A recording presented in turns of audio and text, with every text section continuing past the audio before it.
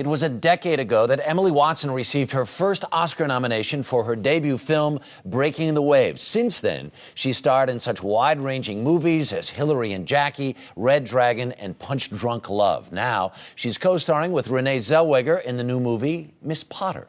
Men are bores. They're useful for only two things in life: financial support and procreation. Billy, you say outrageous things. But the price. What price? Domestic enslavement, childbirth, terrifying. No, unmarried women have a better life. I swear it's true. No houses, no babies, no husbands demanding things all the time. As long as one's lucky enough in life to have a good friend. I'm so glad Norman found you, Beatrix. I was missing something I didn't even know. And Emily Watson is with us this morning. Good morning. Good morning. Congratulations. Thank you. What a juicy, delicious, fabulous part, yeah. right? Set the time frame for this, because the language they're speaking, the words that are coming out of your character's mouth are so common now, but Yes. as they were being said then more than a century ago. Outrageous, really. Yeah. Outrageous behaviour in a public place to be talking like that. Right. I think women women of a certain class had a pretty rough deal. Yeah. Either you made it in the marriage market by kind of in mid-20s, or that was it, and you were taking tea with your mum and dad for the rest of your life.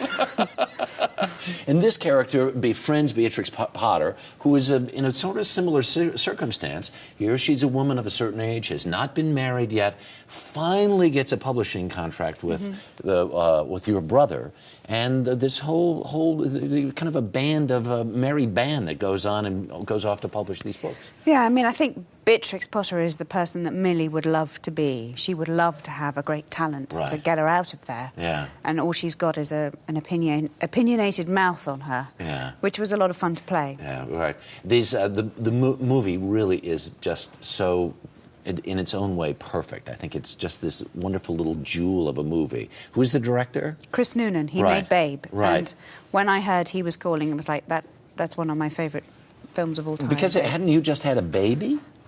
When we shot this movie, I actually turned them down 2 or 3 times. Right. I said, "You want me to do what? No, go away."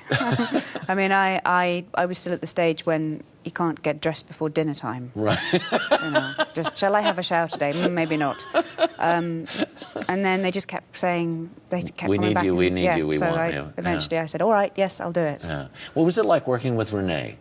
She's a force of nature. She's amazing. She's the most incredibly sort of prepared and thorough actress I think I've worked with. She's really, really something. Yeah. And very, very generous and warm and friendly, and I had no idea what to expect. She's a big movie star. But... Well, see, now that's an interesting thing, because you've been making these smaller films, right? Independent films for 10 years now. Get Academy Award nominations, everything else. Is there a part of you that says, well, there is a difference between being a Renee Zellweger, who's a movie star, and a working actress? Absolutely. I think, people in that position have a very strange lot to bear, I think, all that kind of stuff with the paparazzi. And, sure. That's prying into your personal life. Completely. I mean, I was very lucky that I was happily married and settled, and all that stuff is sort of not an issue. And I feel very lucky that I have a certain amount of success just because I'm an actress, and there's it's not to do with anything else. I'm going to tell a little bit about your personal life, because your baby's name is Juliet. And you were this sort of, as I read about you, kind of perpetual student who kind of almost fell into acting. Was it sort of as a last resort, as an accident? Or? Well, I didn't really ever want to be an actress when I was growing up. I wanted to be a writer. Right. I was terribly pretentious. And then when I was at university studying, I kind of fell in with all the actors, and they were just the sexy, cool people. And then I did a lot of photocopying and waitressing and, filing, and eventually ended up acting. Right.